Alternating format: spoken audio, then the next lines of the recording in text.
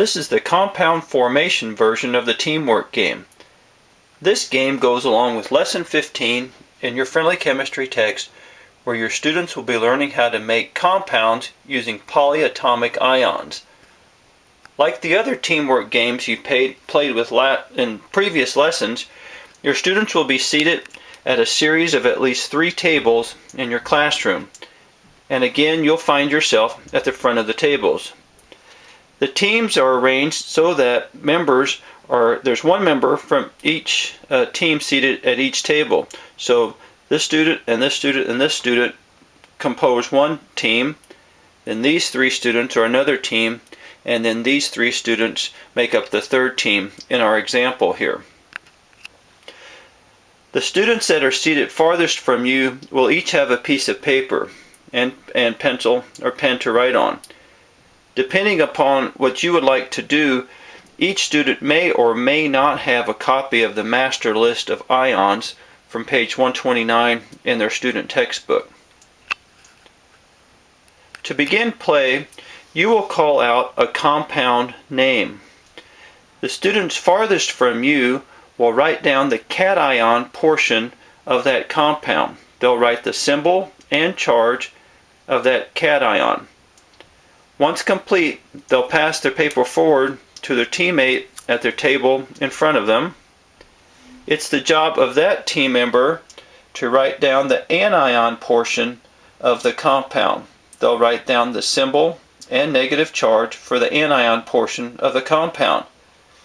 When they have that finished, they'll pass their paper forward to their teammate seated at the front table.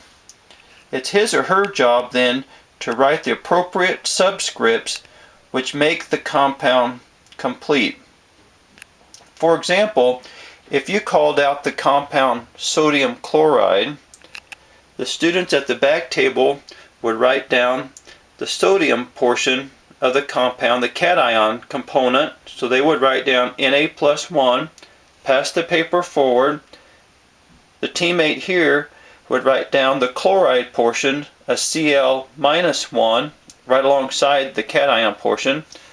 And then the third team member here, because we have a +1 and -1 charge for sodium chloride, they would write subscripts of 1s following each of the portions of the compound. The team then that gets the correct answer to you first wins the round and earns 2 points for their team. Any other team that comes in later with the correct answer earns 1 point for their team.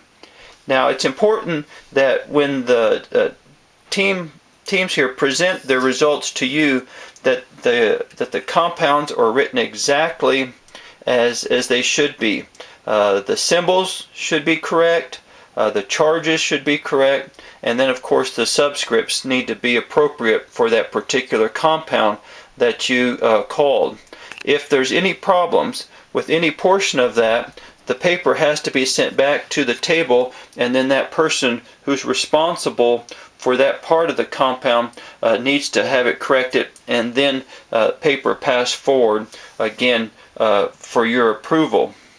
If a team member finds a mistake that's been made by a teammate prior to their work, they're sure welcome to pass it back to them and say, hey, you made you made an error in the symbol here, change that, and then they can change it and then pass it back forward, and then continue on to an attempt to get the correct answer to you first. We suggest you play 3 to 4 rounds with the students in these positions, and then you can have them rotate. The students at the front table can go to the rear, and then the other 2 groups of students move forward, and play can continue. So this is the compound formation version of the teamwork game. Students get many opportunities to practice writing compounds. Oh, and like I said earlier, if you allow them access to their master list of ions to play, you can consider after several rounds have them put away that master list, and that way play becomes a little more intense in that the students have to have memorized or learn more of those ions in order to be successful at this game. So enjoy this version of the teamwork game.